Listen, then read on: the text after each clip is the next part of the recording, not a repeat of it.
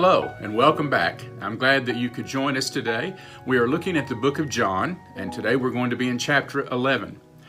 There are a series of questions that we didn't ask Jesus, but Jesus asked people in the Bible, and ultimately those questions come to us. And so that's what we're looking at in this series.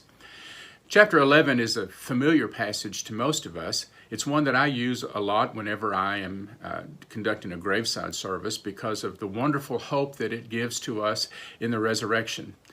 You'll remember the story. Lazarus is in Bethany with his sisters, Mary and Martha. He has grown ill and looks like he is going to die. Word is sent to Jesus to come quickly, but Jesus delays for a few days, and then when he comes, he discovers that Lazarus has already died and has been in the tomb for about 4 days. And then in chapter 21, Martha said, "Lord, if you had been here, my brother would not have died."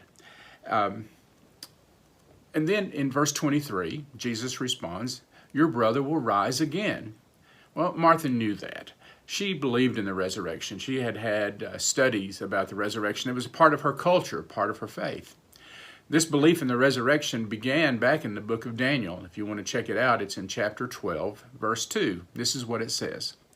"Multitudes who have slept in the dust of the earth will awake, some to everlasting life, others to shame and everlasting contempt." The Pharisees, the religious leaders, believed in this resurrection of the body, while the Sadducees did not. So Martha's understanding of the resurrection goes back to the Old Testament. It's rooted in those expectations that the final destiny of people will be a time when there will be a resurrection. She was a good Jew. She understood that. She believed that. That was part of her culture and her mind. And she says, I know that he will rise again at the resurrection at the last day. Throughout the book of John, there are a series of phrases where Jesus begins to identify himself, and he does so through the phrase, I am. You're probably familiar with a number of those. I am the bread of life. I am the living bread. I am the light of the world. I am the good shepherd. I am the way, the truth, and the life. I am the true vine. Well, now Jesus continues that same vein of thought, but this time there's an extra punch to it that we haven't seen in the other passages. Look at verse 26. He says, I am the resurrection and the life. Anyone who believes in me, even though they die, even though they die, and whoever lives believing in me will never die. Do you believe this? Jesus is making two claims in this passage. He is claiming that he is both the resurrection and he is also the life. And in doing so, he is claiming that he has sovereignty over the present and also over the future of those who will place their trust in him. He is the one who is the fulfillment of all of Martha's expectations about what would happen at the end of time in this eschatological age. This promise of the resurrection and life go hand in hand. And it's not just some distant event that's going to be way out there in the future. Jesus wants us to know that this kind of life, this resurrected life, is available to us right now, and it's available in him. I don't know if you noticed, let's go back and look at verses 25 or part of 25 and 26. This seems to be kind of the crux or the hinge point of this story, or of these passages. In the last part of 25, Jesus says, anyone who believes in me will live even though he die. And then in the next verse, whoever lives by believing in me will never die. In that first passage, anyone who believes in me will live even though they die. He's focusing on the effect of believing. What is the effect of believing that it has on someone's death? Talking about the future. But then when he says, whoever lives by believing in me, they will never die.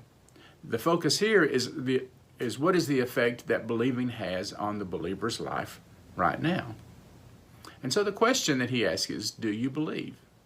Do you believe that Jesus brings life not only to the hereafter, but also he does so to the present? Do you believe that Jesus really is what we would call a life bringer, and that whatever it is that he touches, death just seems to vanish and life seems to flourish? We've all been to places like Bethany, places where there is the stench of death all about it. In fact, death is everywhere. We have seen or maybe even experienced marriages that have been under strain, and they've cracked and they've split and they've shattered into 100 different pieces, terrible pieces. We've seen starvation happening all around the world in continents like Africa, where millions of people will die because they don't have enough food. We read almost daily in the newspaper about drug addiction and the problems that's an increasing problem in our country and in our nation. And right now, COVID is on the headlines every day. It is a part of our life. And so that sense of a dark cloud hanging over us all of the time, that's what it means to go to Bethany. We live in a world that seems to be surrounded by death, whether it's real physical death or whether it's the death that we might experience over loss and things that we grieve for. And so Lazarus in this story becomes a symbol of a time just like that. Well, Jesus comes onto the scene, and you remember it, I'm sure. Mary and Martha weep openly before Jesus. The neighbors are there, and they have gathered, and they are grieving. Jesus even couldn't restrain himself, and he also begins to cry. Maybe he was touched by the death of his good friend. I think so. Maybe he was touched by the grief of the sisters, or the kind of world that we live in where death is so pervasive and has its grip on us. But Jesus somehow moved beyond his own grief and his own tears, and he spoke to the two sisters, and then he made his way to the tomb. And in a wonderful, miraculous way, he called out Lazarus' name and told him to come out of the tomb, and he did. There are a series of signs in the book of John. We've talked about those, where John will say, this is a sign, and he will explain it. This is the seventh one, and it's the last one. And he wants us to know that Jesus is the one who has the ability and the power to bring life. That where Jesus is, there's always going to be a resurrection, because resurrection is associated with life. Just ask the 10 lepers, who were not much more than people who were the walking dead or the living dead, who lived outside of Jerusalem, and they'll tell you that Jesus' presence meant life. It meant resurrection. Or ask the man in Capernaum who had the withered hand, or the lame man who laid beside the pool of Bethesda, the blind man in Jerusalem who went and washed his eyes and began to see again. Or ask the widow in Nain who had lost her only son, her only means of income and the only part of her family. Or the woman in Tyre who had a hemorrhage of blood. Or even Zacchaeus, who was greedy and who cheated people. Wherever Jesus was, in the midst of those death kind of situations, he brought the resurrection. He brought life. Wherever he is, there is life. And Martha recognized this. She said, Lord, if you had been here, my brother would not have died. She understood and knew the power that Jesus had. But she revealed a lot more in her response when Jesus asked her, he said, Martha, do you believe that I am the resurrection and the life? And she did. You see, the resurrection isn't just some kind of doctrine that's out there way in the future at some point in time. Jesus brought life to people right now, an abundant and an eternal life.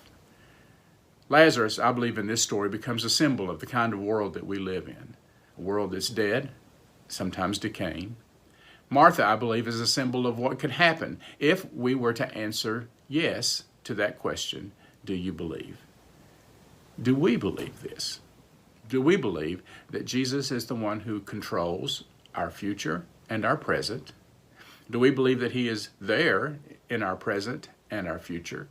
And do we see him as the one who really does give life in every single day that we experience?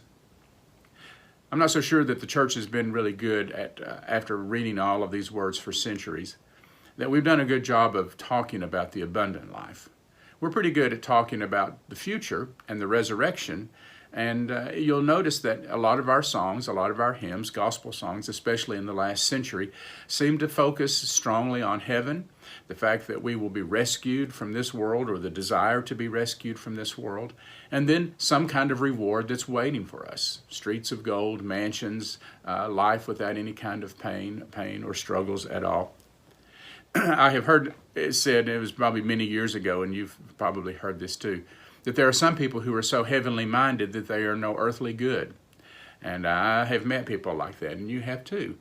All they look at is what kind of reward is waiting for them, and they can hardly wait to get there, and really don't focus on anything that God has called them to do right now. Jesus never said that life was going to be about escaping hardships. Instead, he gave us a promise. He said, I will be with you in the middle of the hardships. You can see my presence and sense my presence right now. You don't have to wait until you die and get to heaven before you can begin to live. That eternal and abundant life begins now. A.T. Robertson, who was a great New Testament scholar generations ago, said, looking at verse 26, he translated it this way: anyone who believes in me shall not die forever. I like that. Shall not die forever.